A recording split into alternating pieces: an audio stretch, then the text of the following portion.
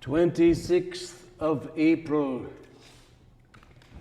the long-expected house search. The raiding squad had appeared here at 5 and departed shortly before my return.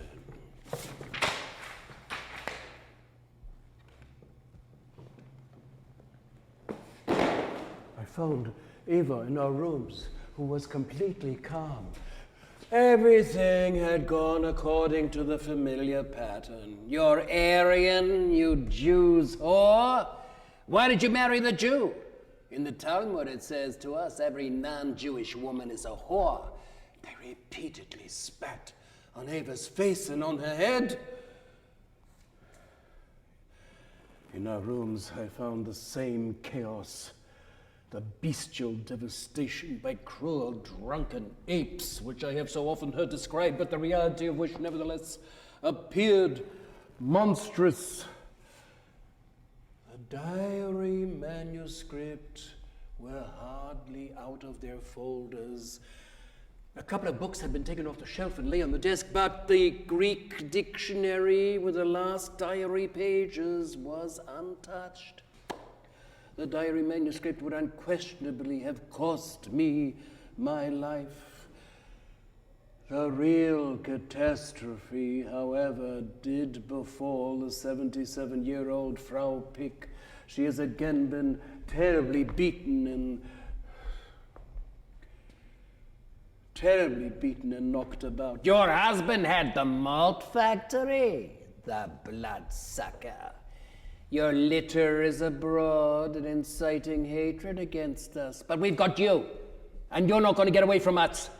You'll be at the Gestapo tomorrow morning at 7. You'll go alone.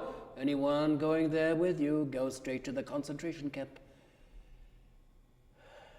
3 fellows had tormented her. A 4th, alone with her for a moment, had whispered to her in a most friendly manner, take some good advice, don't go there in the morning. So, there are traitors even among these people. Frau Pick said she wasn't physically incapable of going all that way to be ill-treated once again. She'd had a good life and now it was over. Previously, she always emphasized her joy in life and her will to live. We were seriously concerned about her. At 9, she came up to see us with 50 marks, some jewelry, a couple of little things. We should have them if she were to be arrested tomorrow. Just before 10, I went down to see her again. She was sitting quietly in her big leather armchair, a blanket pulled over her, very calm, but very pale, and there was a constant twitch between her eyes. I told her, we won't pretend. You intend to kill yourself. Think of your children. Think, well, there's life, there's hope, that the Nazis' cause is hopeless. Stay brave, etc., etc. I tried to give her strength in every possible way. I tried to appeal to her. Give me a word. You won't do anything to yourself. I cannot promise that. I will consider things once again. I said, why don't you give me your Veronal? Where do all these people get the Veronal from? That would not make any difference, Professor. I have other remedies besides that one. I am so tired now, and I feel so unwell. I went upstairs. We were all convinced that she would kill herself.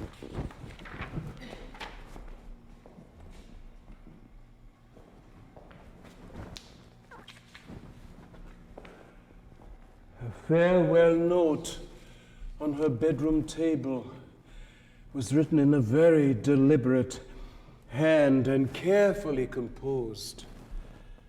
I thank all who by their heartfelt courtesy have made my 2.5 years in Strehlen so pleasant. Heartfelt courtesy. How carefully considered.